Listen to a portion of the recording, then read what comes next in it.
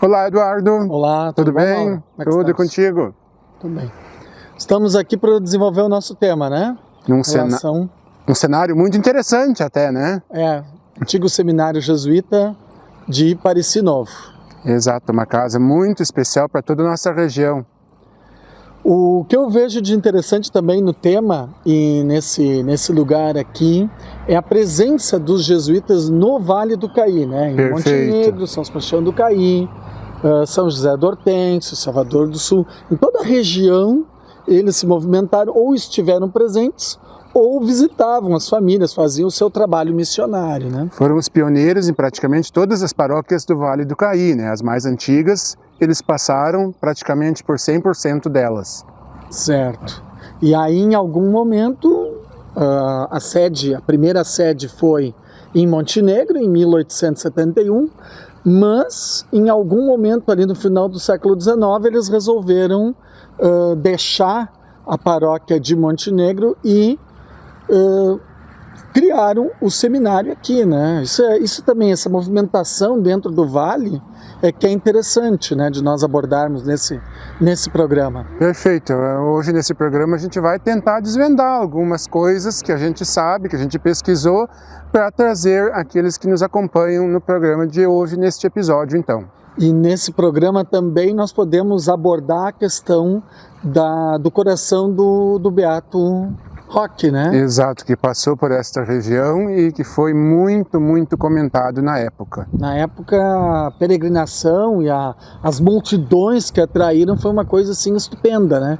Não teve igual assim em outro período. Não, foi uma coisa muito marcante. Eu inclusive tenho assim relatos de familiares que foram neste encontro e que eu lembro eles contando, muito emocionante. Nós vamos falar agora da presença do primeiro jesuíta no Vale do Caí, que foi o padre Cristóvão de Mendonça, que veio para esta região ali pelos anos de 1633. Na localidade de Sobrado, entre Mudaboi e Costa da Serra, ainda pode ser encontradas as ruínas dessa edificação. Uma edificação que provavelmente tenha sido construída ali nos anos de 1633, 1634. A história do padre Cristóvão está relatada no livro A Conquista Espiritual, escrito pelo padre Ruiz de Montoya em 1639, quando ele compareceu à corte espanhola para defender a presença jesuíta na nossa região e no estado do Rio Grande do Sul.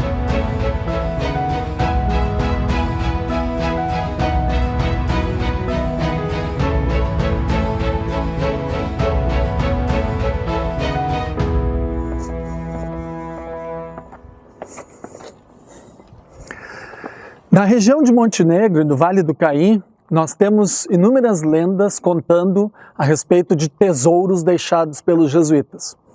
Uma corrente no fundo do rio Caí indicaria um baú cheio de moedas de ouro que estaria enterrado no Morro da Mariazinha. Uma outra corrente na localidade de Bom Jardim também indicaria um lugar onde haveria um baú cheio de moedas, cálice de ouro, castiçal, ostensório e assim por diante. Objetos utilizados na missa que seriam muito valiosos e que os padres teriam enterrado e escondido, talvez em fuga ou na mudança, e que hoje seriam procurados por pesquisadores amadores, né, que estariam atrás desses tesouros.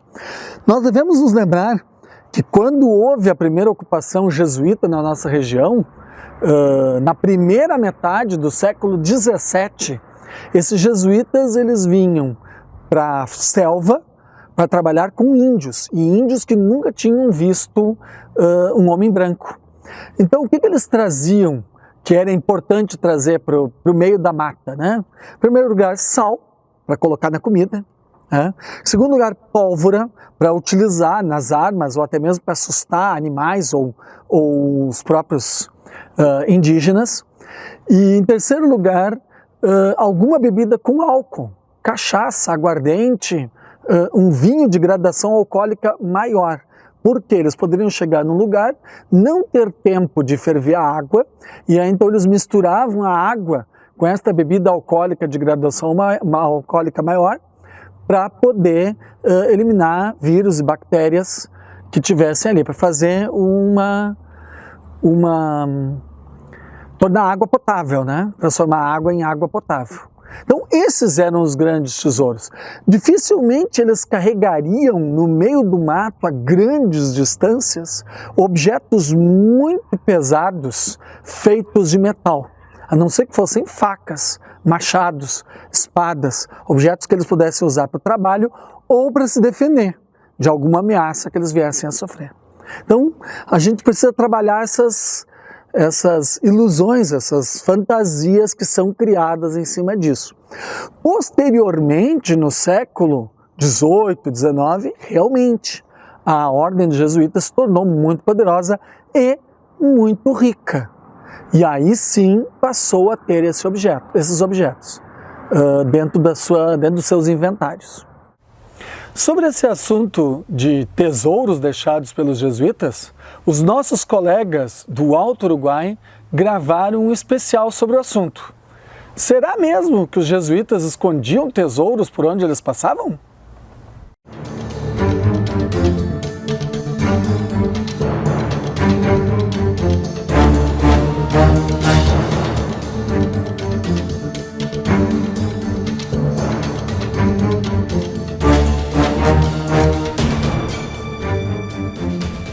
No Rio Grande do Sul, a história sobre o tesouro dos jesuítas nasce com os 7 povos das missões e ganha vida após a expulsão dos missioneiros das reduções. Banidos do território brasileiro, eles teriam escondido suas riquezas para não entregarem aos portugueses.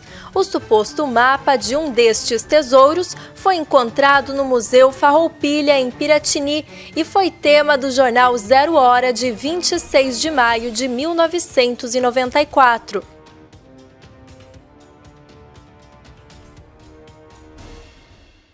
Eu entrei em contato com a Zero Hora, com o tal de Milman. Entrar em contato com ele para dizer, ó, tu não encontrou, mas eu sei mais ou menos onde é que pode estar esse teu tesouro aí. Mas o homem silenciou, né? Ele esteve aqui, andou procurando, e pelo que eu sabe, ele não encontrou nada. Porque ele seguiu o mapa. E o lugar lá é o contrário do mapa.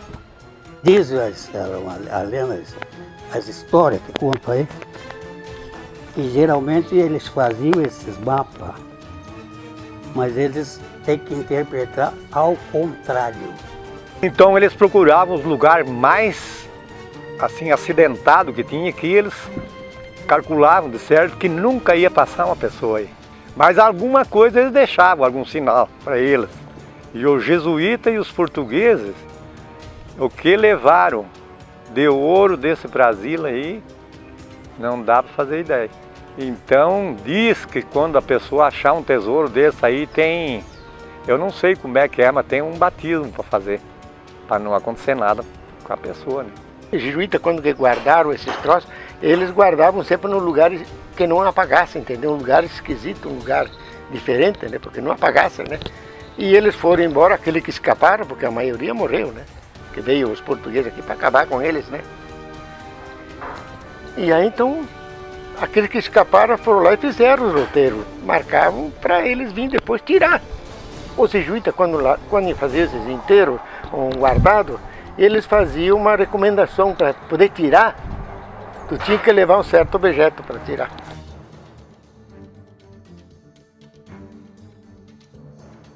Eu ia para lá, nesse lugar, de carro, aí tinha um rapaz na beira da estrada, lá parado, depois, com a moto. A moto parou aqui e tal. Eu quero dar uma examinada, não tenho mais chave aqui para me mexer nesse mapa. Aí eu pego aquele estojo, tem bota debaixo do braço, fechado aquele estojo. Entende? Aí quando eu chego lá próximo dele, assim, uma chave daquela ali saiu voando e caiu lá naquele lugar, assim. fomos lá procurar a chave, coisa, não teve jeito de encontrar. Mesmo porque o lugar era muito ruim. Mas após esse acontecimento, eu andei indagando aquilo lá para ver por que razão que tinha acontecido aquilo lá. Aí os caras de lá me contaram que aquele lugar lá era assombrado. E tinha um lugar lá que ninguém parava de noite lá. Que vinha, era uma declividade, e vinha uma carroça se lançando sobre, vinha com uma corrente assim. E também pessoas com características de índio, que é uma tribo de índio que está lá cuidando daquele tesouro lá, foi que eles me contaram. Aquela vez que eu fui lá, para nós achar, para procurar, o lugar é numa curva do Rio da Várzea, era na direção da casa, não encontramos. Só que encontramos essas coisas aradas de bugre, assim, um machadinho de pedra e uma outra plancha para lascar madeira. Moradores de lá que contavam, né, que barulho de corrente, assombrado. Eu ouvi falar muitas vezes por muitas pessoas que contaram, mas eu mesmo, praticamente, eu não vi e não ouvi, entendeu? Então, as pessoas falam. Agora, para mim, eu não pude confirmar. Com as pessoas que participavam disso, nós sabíamos certo. Nós vamos pegar isso, vamos dividir tranquilamente. Isso já foi a partir de 50 anos, 58 anos por aí. A partir de 50 anos eu parei. Parou? Eu parei porque não dá mais. Se eu tivesse ação hoje, eu ia atrás ainda. E tem pessoas que contam que eles faziam, tipo assim, tinha, não sei se índios, não sei quem que estavam junto com eles faziam cavar, abriam o buraco, colocavam o ouro e matavam as pessoas e jogavam para dentro, para eles não dizer onde é que estava. A intenção de desenterrar naquele local é que o rio provavelmente não ia mudar o curso, era um ponto fácil de localização, né? Eles acamparam lá, é um lugar muito bom de acampar, entende? E também escondidos. A maneira que eles esconderam aquilo lá, por isso que até hoje está lá, ninguém descobre. O tão cobiçado ouro dos jesuítas estaria enterrado às margens do Rio da Várzea, em algum trecho da antiga estrada que ligava Iraí a Frederico Westphalen, entre a Vila Salete, o distrito de São João do Porto e a comunidade de Duas Pontes. Um tesouro tão escondido como as águas obscuras do Rio da Várzea.